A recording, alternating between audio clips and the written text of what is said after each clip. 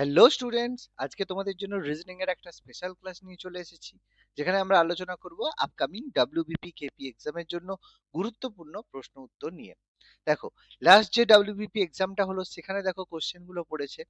খুব কঠিন প্রশ্ন নয়, কিন্তু কিন্তু একটু মাথা ঠান্ডা করে কিন্তু প্রশ্ন উত্তরগুলো করতে হবে।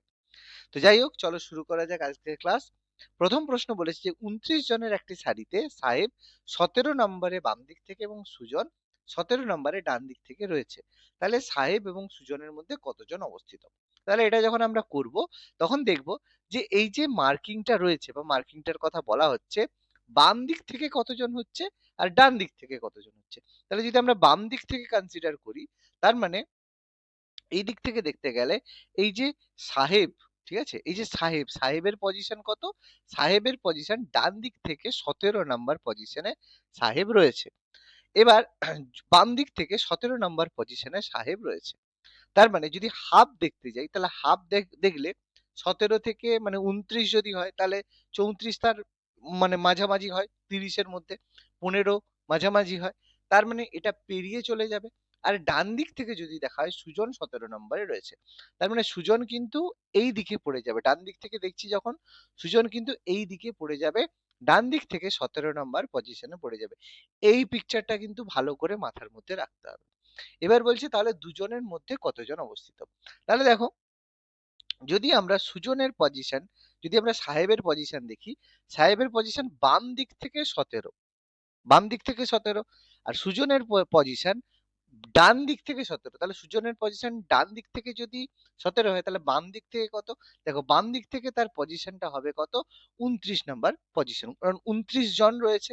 তাহলে তার পজিশনটা কত হবে আমাদের বের করতে হবে। তাহলে 34, কারণ দুটো পজিশন 17 17 34, আর টোটাল রয়েছে 29। তাহলে বাদ দেবো, বাদ দিলে কত হবে? 5।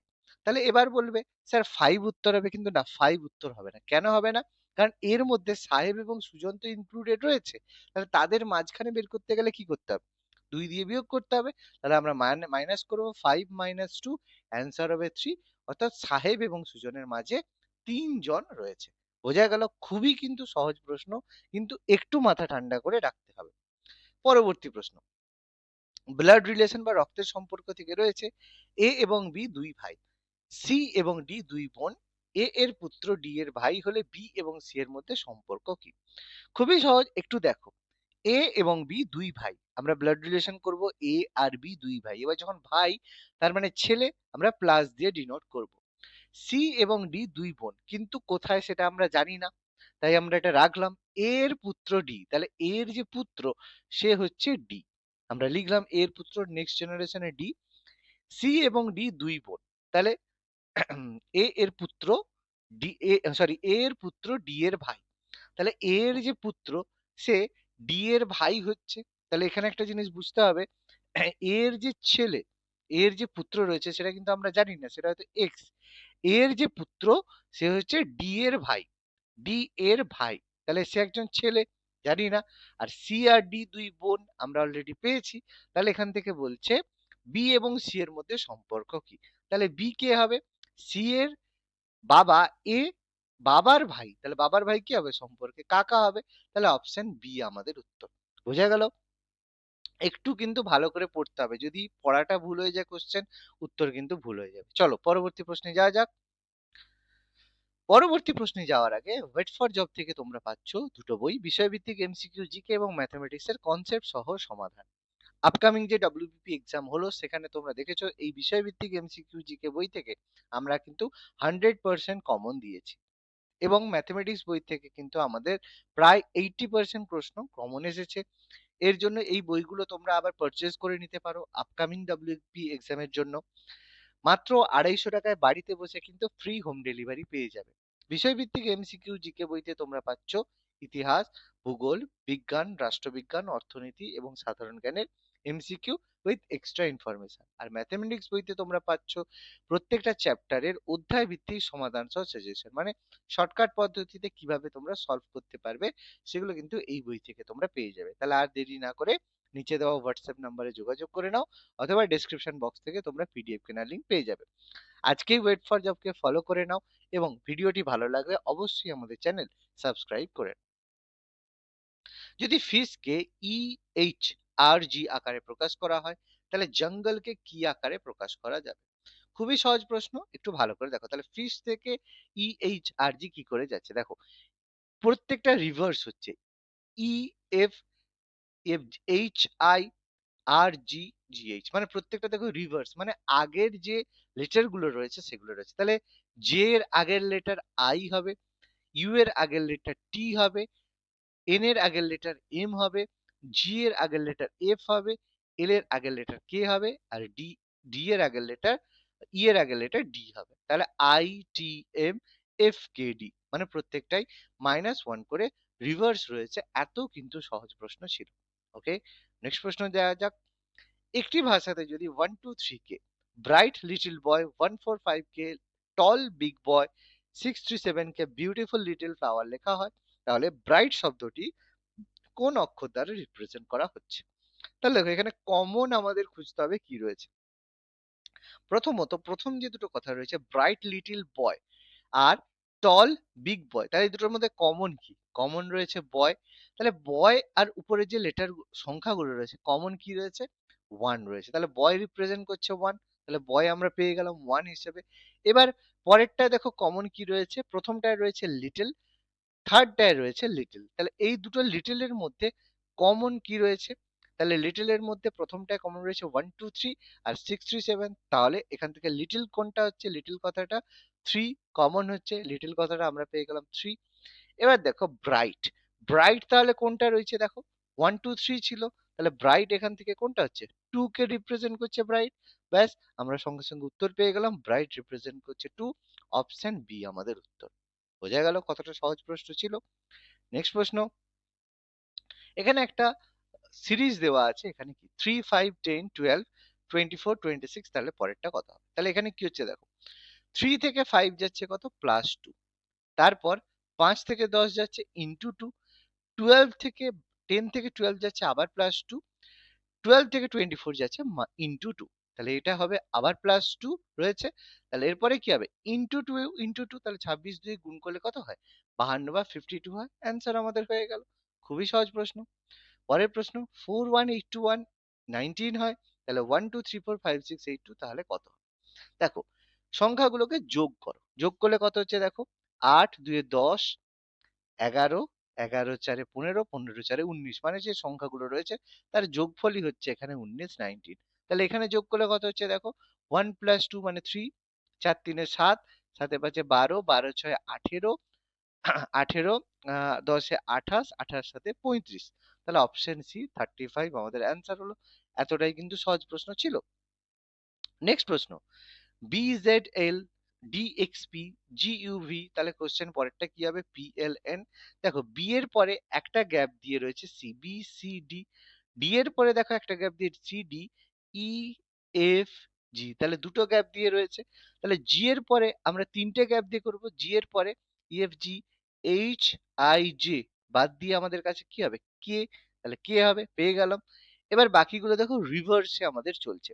যেমন ইউ এর পরে ইউ ভি ডাব্লিউ এক্স, তাহলে এক্স এর পরে আবার দেখো ওয়াই, একটা গ্যাপ দিয়ে জেড। তাহলে এখানে দেখো তিনটে গ্যাপ দিয়ে আমরা করব।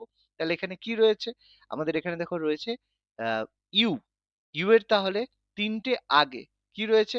রয়েছে কিউ, তাহলে Q R S T U, তাহলে হচ্ছে কে কিউ, কে কিউ দিয়ে অপশন একটাই রয়েছে, কে কিউ। আর বাকিটা দেখো ডি রয়েছে, সেটা যদি আমরা করি দেখতে পাবো। আমাদের পরেরটাও বোঝা যাচ্ছে। আমরা যদি এর পরেরটাও করি, দেখো এল আছে, পি আছে, ভি আছে, আমরা যদি করি দেখো এটাও আমাদের উত্তর হয়ে যাবে। ওকে, নেক্সট, পরবর্তী প্রশ্ন, 125 64 হলে 324 কত হবে?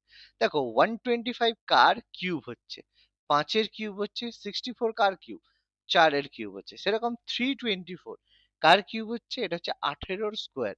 তাহলে আগেরটা কি হবে? 18 যে স্কোয়ার হচ্ছে, তাহলে এটা 18 স্কোয়ার হলে তাহলে তার আগের সংখ্যাটা কত? তাহলে আগের সংখ্যাটা তোমাদের এখানের মধ্যে যে স্কোয়ার দিয়ে কোনো উত্তর হবে? স্কোয়ার দিয়ে এখানে কোনটা রয়েছে? অনলি 81 রয়েছে, যেটা 9 স্কোয়ার। তাহলে অপশন বি আমাদের উত্তর হলো। তাহলে 123 5 এর কিউব, 64 4 এর কিউব, এটা 18 স্কোয়ার হচ্ছে, তাহলে এটা 9 স্কোয়ার হবে। ব্যাস, অপশন বি আমাদের উত্তর। পরের প্রশ্ন, খুব সুন্দর একটা ক্যালেন্ডার থেকে প্রশ্ন রয়েছে। পার্থর জন্মদিন বলেছে 6 মার্চ 1993। সেই বছর শুক্রবার দিন যদি স্বাধীনতা দিবস পালন হয়, তাহলে পার্থর জন্মদিন কি বার হয়েছিল? দেখো, এটা বের করতে গেলে আমাদের কিন্তু কয়েকটা জিনিস মাথার মধ্যে রাখতে হবে। কি?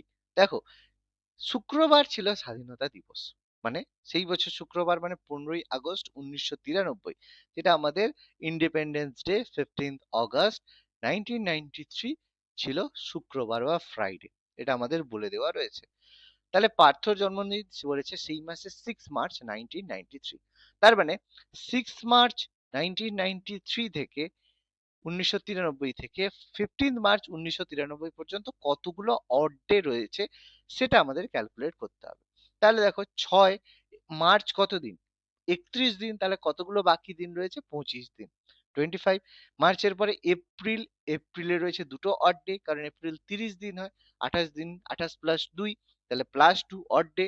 তারপরে মে 3, তারপরে জুন 2, জুলাই 3, অগস্ট 15, 15 দিন, 15ই আগস্ট বলেছে। এবার এখান থেকে আমরা ক্যালকুলেট করব। তাহলে কত হচ্ছে? 25, 3 দিয়ে 5, 30, 30 5 40, 45, 50। তাহলে এটা হচ্ছে 50 দিন, 50 ডেজ। দেখো, 50 ডেজ আমরা পেয়ে গেলাম। 25, 30, 35, 40, 50, 50 ডেজ। তাহলে 50 ডেজ মানে কটা অড ডেজ? 1 অড ডে, কারণ 49 দিনে উইক হয়ে যাচ্ছে, তাহলে একটা অড ডে। তাহলে একটা যদি অড ডে হয়, তার মানে কি? একটা অড ডে মানে এটা আগে, তাহলে এটা অবশ্যই বৃহস্পতিবার, কারণ পরের দিনটা শুক্রবার বলেছে। তাহলে অপশন বি আমাদের অ্যান্সার হলো বৃহস্পতিবার। ওকে, নেক্সট প্রশ্ন। বুক যদি পাবলিশার্স হয়, তাহলে ফিল্ম কিসের সাথে সম্পর্কিত? দেখো, বুক, কোন একটা বইকে পাবলিশার্স কি করে? প্রকাশ করে, তার সমস্ত খরচ খরচা সব দেয়। ফিল্মের ক্ষেত্রে কে দেয়? প্রডিউসার। প্রডিউসার কি করে? ফিল্মের জন্য যত টাকা লাগে সেটা দেয়। ডিরেক্টর কিন্তু টাকা দেয় না, ডিরেক্টর সিনেমাটাকে নির্দেশনা করে। ওকে, চলো পরবর্তী প্রশ্নে যাওয়া যাক। তাহলে বললো, একজন ব্যক্তি পশ্চিম দিকে যাত্রা শুরু করলো। তাহলে সে তার পয়েন্ট থেকে পশ্চিম দিকে যাওয়া শুরু করলো। কিছুক্ষণ পর সে 45 ডিগ্রি ঘড়ির কাঁটার দিকে ঘুরলো। তাহলে এখান থেকে 45 ডিগ্রি ঘড়ির কাঁটার দিক মানে এই দিকে ঘুরলো, হাঁটতে শুরু করলো। কিছুক্ষণ পর সে আবার সেই দিকেই 180 ডিগ্রি ঘুরে গেল। তাহলে 180 ডিগ্রি ঘুরে যাওয়া মানে সে সম্পূর্ণভাবে তার অপোজিট দিকে পৌঁছে গেল, এইদিকে চলে এলো। এবার কি বলেছে? 270 ডিগ্রি ঘড়ির কাঁটা। তাহলে আবার যখন সে ঘুরে যাচ্ছে, তাহলে সে 180 প্লাস আরো 90 এলো। তাহলে সে বর্তমানে কোন দিকে রয়েছে? তাহলে এই দিকটা কোনটা? সাউথ ওয়েস্ট, মানে দক্ষিণ পশ্চিম দিক। অপশন ডি আমাদের উত্তর হলো। ওকে, পরবর্তী প্রশ্ন। শ্যামল পথ প্রথমে 10 কিলোমিটার উত্তরে গেল। তাহলে একটা পয়েন্ট থেকে সে 10 কিলোমিটার উত্তরে গেল। তারপর কি হয়েছে? সে সেখান থেকে 6 কিলোমিটার দক্ষিণে এলো। 6 কিলোমিটার দক্ষিণে এলো মানে সে পূর্বের অবস্থান থেকে এখন 4 কিলোমিটার দূরে রয়েছে। 3 কিলোমিটার পূর্ব দিকে গেল। তাহলে 3 কিলোমিটার পূর্ব দিকে গেল, তাহলে সে শুরুর অবস্থান থেকে কত দূরে? তাহলে এটা একটা সমকোণী ত্রিভুজ। 3 4 অতিভুজ কত হবে? 5 হবে, কারণ root over of 3 square plus 4 square সমান 5। অপশন বি আমাদের উত্তর হবে। ওকে, পরবর্তী প্রশ্ন খুবই সহজ প্রশ্ন। বিকল্পটা বলছে ট্রেনে কি থাকবে? দেখো, একটা ট্রেনে অবশ্যই থাকতে হবে ইঞ্জিন। চালক, যাত্রী, গার্ড না থাকলেও অবশ্যই ট্রেনে একটা ইঞ্জিন থাকা বাধ্যতামূলক। দেখো, ডল, ডিয়ার, ড্রাই, ড্রিঙ্কস, ডাস্টের মধ্যে কোন ওয়ার্ডটা অন্যদের থেকে আলাদা? এটা তোমরা মিনিং খুঁজবে, কিন্তু এখানে মিনিং ব্যাপার নেই। এখানে অ্যান্সার হবে ড্রাই। কেন? কারণ এখানের মধ্যে কোনো ভাওয়েল নেই। প্রত্যেকটার মধ্যে দেখো একটা ভাওয়েল রয়েছে। ডিয়ার এর মধ্যে ই রয়েছে, এ রয়েছে, ড্রিঙ্ক এর মধ্যে আই রয়েছে, ডাস্ট এর মধ্যে ইউ রয়েছে, কিন্তু ড্রাই এর মধ্যে কোনো ভাওয়েল নেই। সেই কারণে এটা অন্যদের থেকে আলাদা। পরের প্রশ্ন। এ জেড, এটা আমাদের আজকে লাস্ট প্রশ্ন। A Z, G T, M N, question mark Y B, তাহলে কি হবে? দেখো, এটা রিভার্সে রয়েছে। এ এর অপোজিটে জেড, জি এর অপোজিটে টি, এম এর অপোজিটে এন, ওয়াই এর অপোজিটে বি। সেম ভাবে তাহলে অপোজিটে কি রয়েছে? এখানে অপোজিটের মধ্যে রয়েছে এস, এস এর অপোজিটে এইচ। Option B. তোমরা রিভার্সে লিখে নেবে, দেখতে পেয়ে যাবে উত্তর। ওকে, তাহলে আজকের ক্লাসটা কেমন লাগলো তোমরা অবশ্যই কমেন্ট করে জানাবে, এবং এই ধরনের ক্লাস পেতে অবশ্যই আমাদের চ্যানেলকে সাবস্ক্রাইব করো, এবং ভিডিওটা ভালো লাগলে অবশ্যই একটা লাইক দিও। ধন্যবাদ।